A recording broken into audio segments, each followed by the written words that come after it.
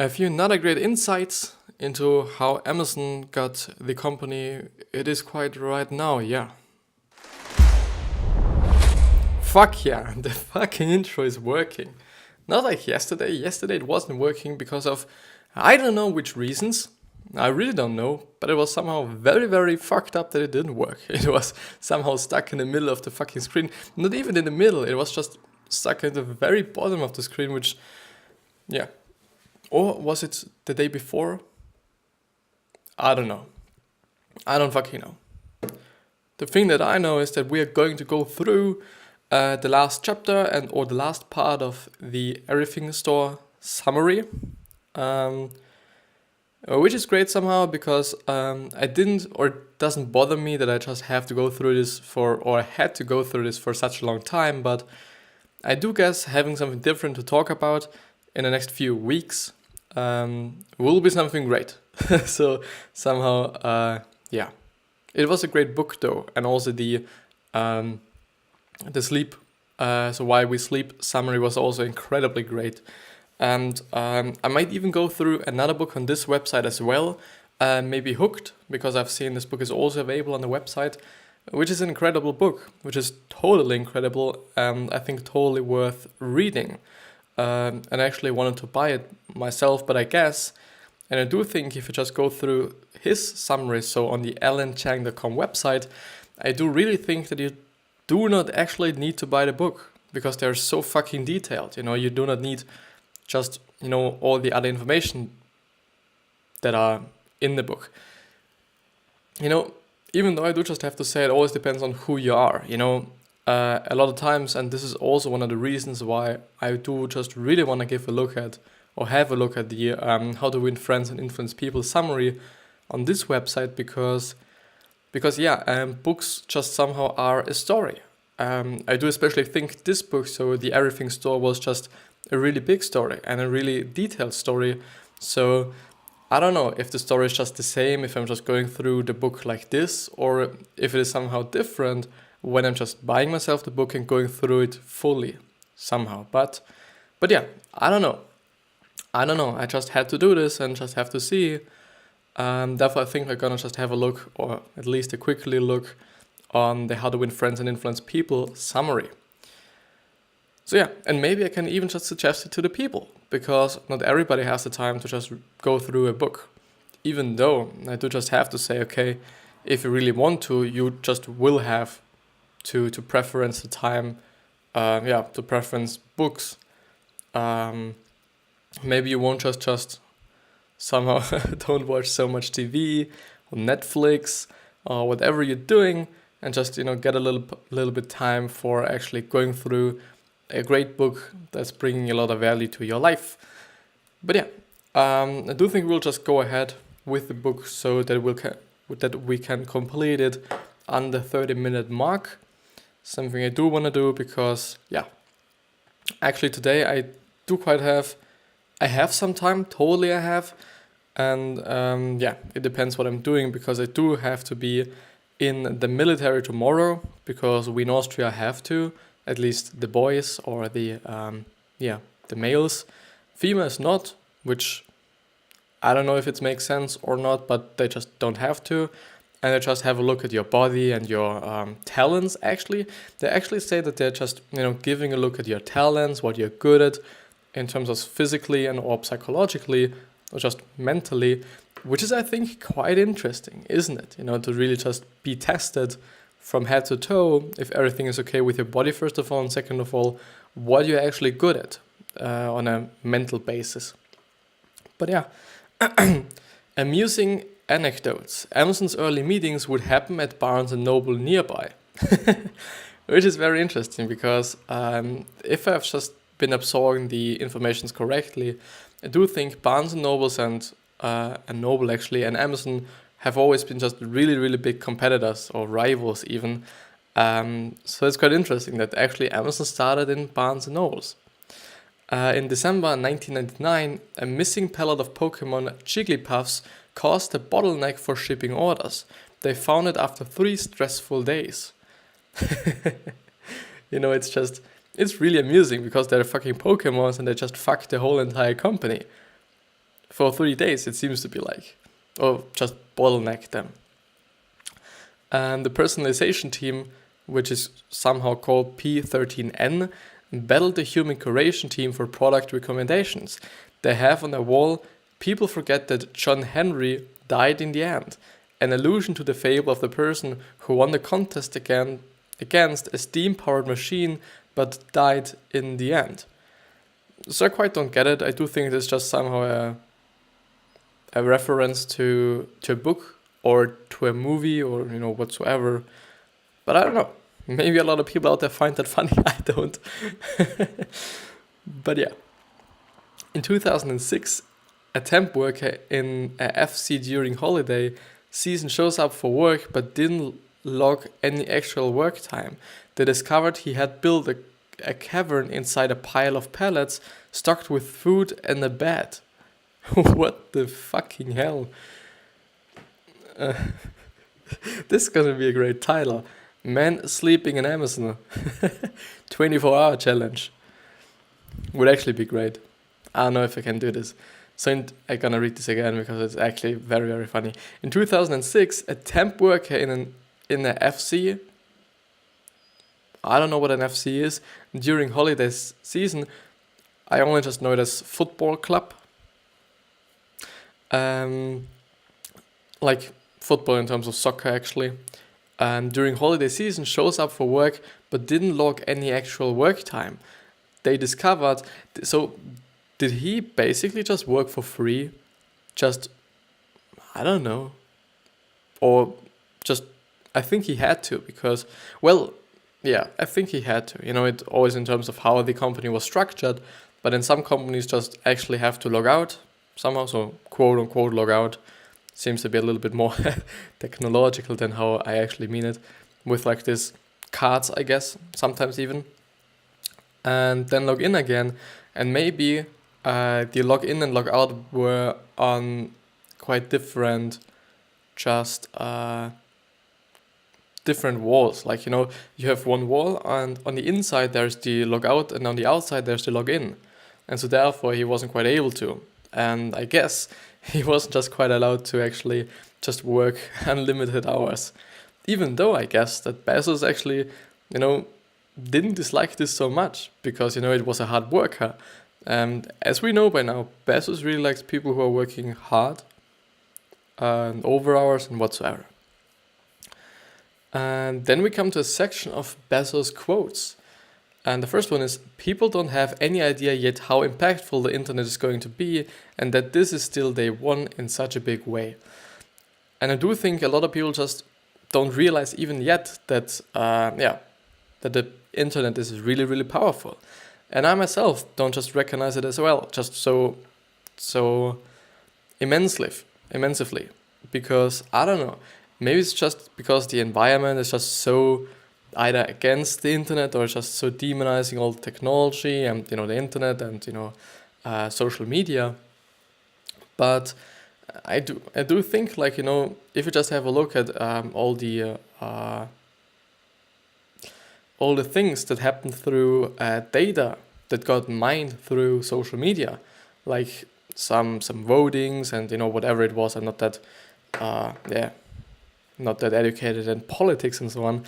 But I guess, this is just an assumption, this is just a guess of mine, wasn't there some kind of a just misuse or just a use of data through Cambridge Analytica in terms of Trump's candidation? If it is called like this, I don't fucking know. I guess so, but something that's definitely true is that before the whole Trump candidation, there was another one, and it was heavily influenced by all the data through Cambridge Analytica or from Cambridge Analytica and Facebook. And so I guess, in terms of marketing and actually having your own business and whatsoever, social media in general is very, very great because we have so much data. We have everything. We know quite everything of every person. We know what they like in terms of actually what they say they like and what they're actually liking and whatsoever. So there are a lot of data and a lot of things we just know quite of the people, which is also, on another hand, just a little bit disturbing maybe, and a little bit just crazy that some people may know everything about you and may know even more, as people actually say, than you know about yourself. Which I guess is somehow true even, because you don't know what things you like all the fucking time. You don't know what videos you're just on an average basis watching, and you don't even know how long you're watching. Most often, or actually before, I guess, the whole screen time update Apple did, a lot of people didn't know how long they were watching YouTube, how long they were on Instagram, and whatsoever. There was just a guessing around, but yeah. The second one is, point of view is worth 80 IQ points. The point of view, I don't know. It would be interesting if he actually means that you can just, look at the world through another point of view, or if your point of view is just so great that it is just 80 IQ points worth. The third one is, Bezos wields his love like a weapon. You can't misunderstand it. It's disarming and punishing, which is a quote from an executive. Well, seems even actually it really just seems a little bit just evil or evil.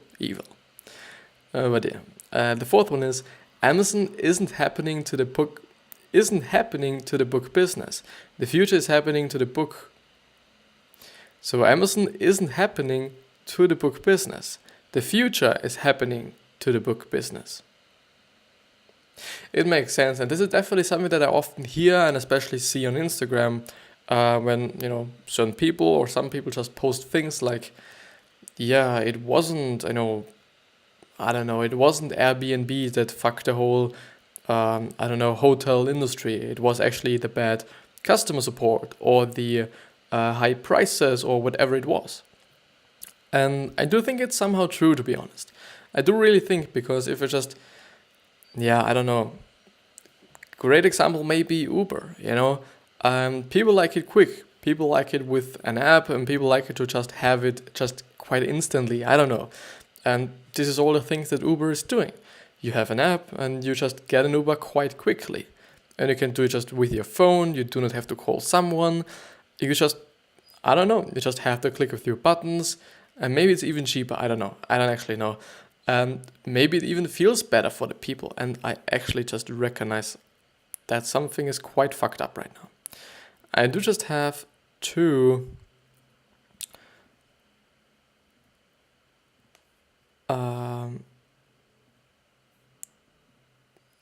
actually delete some data on my notebook, because instead I think it would just fuck the whole recording, which would be something that I totally dislike. Would totally be something. Yeah, I hope this is now fine. Just gonna do this, and I think it's now gonna be okay. Sorry for the quick interruption, but I think I would just would have to have actually end the episode and then cut them together, which wouldn't that bad, to be honest. Which wouldn't actually be that bad, but yeah, I can just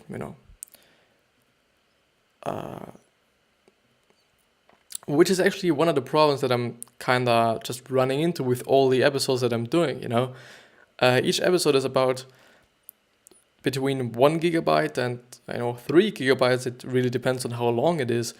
And so it's quite heavy and quite big, the data that I'm just having to deal with when I'm doing the episodes. This is what I'm just really grateful about, that I'm actually having a great computer in front of me, and that I'm having a great internet that actually lets me be able to actually kind of post and or upload all the data that I'm having, whether it be the YouTube videos especially, or the podcast. I'm just uploading such a lot of things. So the internet that I'm having, which is incredibly fast for what I was used to actually, because it wasn't always that fast. Very, very great for me. Very great for me. I'm so grateful so that I'm actually able to do what I'm doing right now. And I'm able to just, give a lot of people, at least I think I do, just give a lot of valuable information and knowledge for their life, for themselves and maybe even a little bit entertaining. I do hope. I do hope that the episodes are actually somehow entertaining as well, because I do think this just makes it way better. I think the greatest combination is just having great and valuable information or knowledge combined with entertainment. I do really believe that these two things combined are actually just, creating the best videos. The fifth one, I guess, we are genuinely customer-centric. We are genuinely long-term oriented, and we are genuinely like to invent. Most companies are not those things. They are focused on the competitors rather than the customer. They want to work on things that will pay dividends in 2 or 3 years, and if they don't work in 2 or 3 years, they will move on to something else. And they prefer to be close followers rather than inventors, because it's safer. This is why we are different. Very few companies have all of those 3 elements, which may be one of the reasons why Amazon got so big, because they are always inventing. They are always just trying to get the best for the customers. They are always just doing a lot of things. And the last one is, we don't have a single big advantage, so we have to weave a rope of many small advantages, which totally makes sense. Compounded interest somehow comes to my mind, even though this might actually be not the best usage of this word. But never mind. We are going ahead with actually the last section of the book, which is quite long, I guess. Something to go through. I'm very fucking pumped to actually be here today. It's just so much fun today, which isn't always like this the case. It's always quite fun. Sometimes even not, when, some episodes just break, or I didn't record them properly, or I'm not quite happy with the result I got, or just the recording itself. So sometimes it's really, really difficult to actually do what I'm doing. And I can totally feel like, or kind of assume what it would be like being a CEO of such a big company. Because I, for myself, have the responsibility for doing what I'm doing right now. I, for myself, have the responsibility to actually, just produce content, upload it, see what's doing best. I'm just, trying to grow and grow and grow, trying to just use my time maybe wisely, if you just want to tell it like this. And, it's quite the same thing, but in a very, very big scale for the CEOs of very big companies. They have the responsibility. They are the only persons that are quite running the company. Quite. Not all the time, but they are running it. And so they are responsible for actually the growth of the company, how this company is doing in the revenue, in terms of the revenue, and so much things. So big, big, big responsibility. How could you tell early on that Amazon would survive and win? Predicting this would be helpful for picking contrarian winners. See Amazon.com for great insights into the complaints of the day. Its revenue was growing fast, but so were other .coms at the time. AOL scaled up its revenue, but this came mainly from advertising from other startups. One could argue Amazon's revenue came from real customers. Is this just like, they didn't get all the revenue from real customers? I don't know. It seemed to be losing a lot of money and headed for bankruptcy, which was totally right, because I think the first episode was basically only about, the first 2 actually were only about the timeline of Amazon and how it actually was built up and whatsoever. There we've actually seen that they didn't make a lot of money, and they really did a lot of they really got deeply into debt, and they were just heading to bankruptcy or for bankruptcy. So could you envision the economies of scale that would make it work? How could you have predicted Webvan wouldn't work, but Amazon would? Was the underlying demand for Amazon real, while that for Webvan didn't materialize after their overinvestment? Could you use this without being an insider? can the same reasoning apply to Uber? Was there any publicity or publicly discernible differences between Bezos and founders of the many other .coms that failed? I don't know. These are just really, really incredibly hard questions, and I guess this is also the reasons why it's actually called open questions, because there's no answer to them. Or maybe the answer is very, very difficult to just take and or say. But maybe it's just because of Bezos. Maybe just Bezos is just such an incredibly hardworking dude, and maybe he had even a little bit of a luck. I don't know. And I don't really know. I really don't know. The only thing that could make sense is because it's about Bezos. He got funded. He got funded. He got a lot of money through investors. He maybe it's just because he was such a nice dude to all the people he was working to, or with, just not the employees, but the people who he was working quite with, and not like for, or the other way around. But yeah, so when can incumbents successfully quash an upstart, and when will they falter from innovators' dilemma? People were worried that Borders and BNN would squash Amazon. They turned out to have a poor online execution and worried about jeopardizing their money-printing retail stores. Meanwhile, Amazon has successfully squashed Zappos and Diapers.com at online retail, but not Google with A9. A9, which is, I guess, I don't know, I think Amazon produced it actually. Amazon made A9. But I don't know, maybe it was even from Google themselves, and it was just something, because I only just read it on top of the timeline somewhere, because I wasn't going through the whole timeline, because I thought like, this is not necessarily something a lot of people can get something out of. So I actually decided to not go through it, and I think it was a great decision, because we are now through all the qualities Bezos had, and what person he is quite and whatsoever.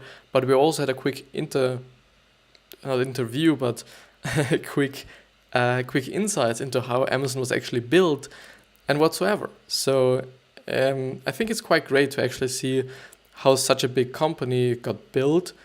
It is really great to see, because maybe you can get inspired. This was actually something that I read today in a summary, actually on the alanchang.com website as well, about Tools of Titan, which is from Tim Ferriss, and all the interviews he has been doing with so much investors and billionaires and so incredibly successful people, that quite all of them just started somewhere.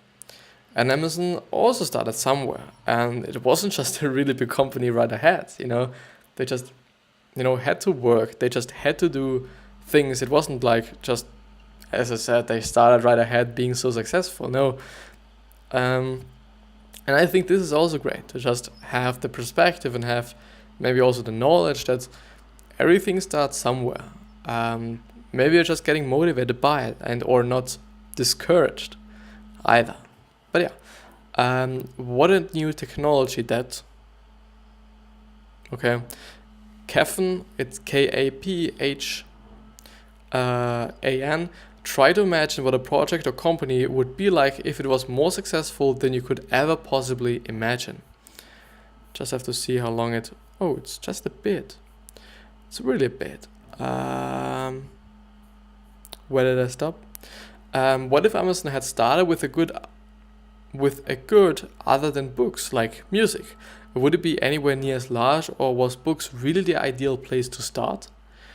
What were common complaints against Amazon that could be applied to ambitious companies today? Walmart thought Amazon would hit a wall at 100 million in sales, since it didn't store its own inventory. So why not imagine that one day Amazon will store its own inventory? Doesn't it do this right now? Doesn't it have a great inventory of a lot of things? I don't know. I actually don't know. Borders thought Amazon was just going to be another catalog like Land's End. How do you look past this and think Amazon is going to be another major retailer like Borders was? Imagine the majority of purchases are online. Amazon will eventually own its own logistics and be more than a middleman. Sears was actually an example of a catalog turned giant. I do think Amazon will I'm sorry. Amazon will totally evolve. They won't be just somehow stuck, or they won't just stick to what they're doing right now. They will totally also just, I don't know, they will also, as I said, I guess they will just sell trips as well. But I do guess they're just also going more into just this distribution, whether it be through drones and whatsoever. So not only in terms of the products they are selling, but also how they are selling it, how fast they can sell them, and whatsoever. I do think they will just improve all the things they're quite doing right now. How do you avoid the presentist bias that prevents you from seeing how the internet is going to take over? Any emotional or nostalgic bias needs to be watched for. Barnes & Noble CEO Riccio, the physical value of the book is something that cannot be replicated in digital form. People have to collect books and to have them in their home and on their shelves. I think it's totally right that they say any emotional or nostalgic bias needs to be watched for, because it could always be the complete difference. The same might have been said about email replacing letters, or hailing a cab, or going to Blockbuster to browse movies. The old tech may not be fully replaced because the emotional ties are real, but the new tech is going to increase consumption massively. How does a retailer decide whether to list on Amazon or not? For example, Soylent does, Alberts doesn't. Superficially, the benefit of discoverability and customer convenience on Amazon must overweight future price pressure and relinquishing of the customer experience. A relationship with Amazon risks a vicious cycle. Once Amazon cuts pricing for a manufacturer, customers will just buy the goods on Amazon, causing further power to shift to Amazon and decreasing the manufacturer's leverage on its retailers. An example would be killing independent physical retailers, which is basically what Amazon is doing, because everybody's just buying their things on Amazon. Other retailers, offline retailers as I would call them, are going to have less just money, going to make less money and whatsoever, until ultimately the manufacturer is entirely dependent on Amazon. If your product is easily sustainable with others and you don't have a 10x product advantage, then delisting it on Amazon won't cause customers to seek you out. They will buy competitors instead, hence people might buy global instead of Wasthof. Yeah, totally. Unless your product is really that good, unless you have a really great customer basis, which just only like your product and which only would buy your product, Just a thing like with, I don't know, with iPhones, if iPhone wouldn't just, sell their phones on Amazon as well, people would just go to the next Apple store or just go to their, other retailers. Like, does Walmart just sell these things? I don't know, there's so many different retailers out there. People would just buy them there.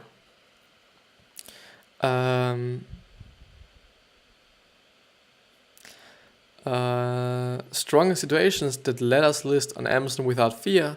The physical device is just a gateway into the manufacturer's ecosystem, where more profit is to be earned. See Apple, which makes sense, because an iPhone, it's like, you want to be able, or you want others to be able to just buy it everywhere, and as fast as possible, and whatsoever. So I do think, why would Apple just restrict themselves for actually selling on Amazon? Wouldn't make any fucking sense. And because it really is just a start for actually getting into their ecosystem. It really is. The manufacturer owns its own strong retail alternative, so it can exert pressure back on Amazon. See Apple. Okay? Your branding is sufficiently strong, then cheaper knockoffs aren't as strong of a threat. See Anker or Logitech. your control of logistics is poor enough that Amazon fulfilling your logistics is a net positive. Because you don't have to build it yourself, you don't have to just create a team or get the right infrastructure inside your company for actually being able to maybe increase the logistical power you're having right now. Strong situations that make listing on Amazon unnecessary. Your product is 10x superior to others, and this brings word of mouth and causes customers to seek your brand specifically rather than just researching for shoes on Amazon. It also neutralizes the advantage of Amazon storing a large number of positive reviews. Theoretically, instead, Instant Pot could delist off Amazon. I don't know what Instant Pot is. Customers don't naturally go to Amazon to seek your good, so only a small portion of your sales can be gotten through Amazon. Like female fashion. It's totally true. I do think that a lot of females, and I think also males, I don't know. I do think a lot of people still are just buying the clothes rather offline than online. Because I don't know, I haven't done this. I haven't been just, shopping online. I do not know if it's convenient or not. I do not know if it's somehow good or not. I guess it can be, I think there are certain platforms and or just people that are sending you some boxes or whatever it will be. I don't know. I can't say anything about this, unfortunately. And your service, which is the last point, your service is heavily personalized, difficult to list on Amazon, and difficult for Amazon to replicate. Warby Parker or jewelry, and I do guess also jewelry that's customized, like with a name on it and certain things and whatsoever. How does Amazon decide which businesses to enter or not? It hasn't yet gotten traction in real estate, auto sales, fashion, financial products, pharmacy, alcohol, tobacco, and guns. Retail of things that don't suit its core logistics facilities wait until later. Thus, food is a more recent development. Auto sales are physical goods but doesn't use its existing supply chain. Complex regulations prohibit pharmacy, alcohol, tobacco, guns. More is probably affected last 3 too. I do think so. And I do think you could just fuck your whole entire company if you're also selling things like alcohol and tobacco and guns. In terms of actually people being like, okay, they are selling all these things as well, so should I really buy from them? I don't know. But I do guess on the other hand, Amazon is just so strong. It's just so strong, and I do think just people depend on it quite often. I really do think that. Financial products doesn't fit its core competency of logistics. Why doesn't Amazon offer sufficiently good deals with big authors to steal them away from big publishers?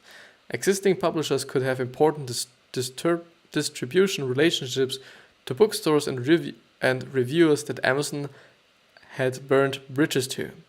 An early dream of the internet was that authors would spawn microsites to get an audience to pay them directly. This is still far in the minority. Louis C.K. and Radiohead come to mind as the exceptions and not the rule.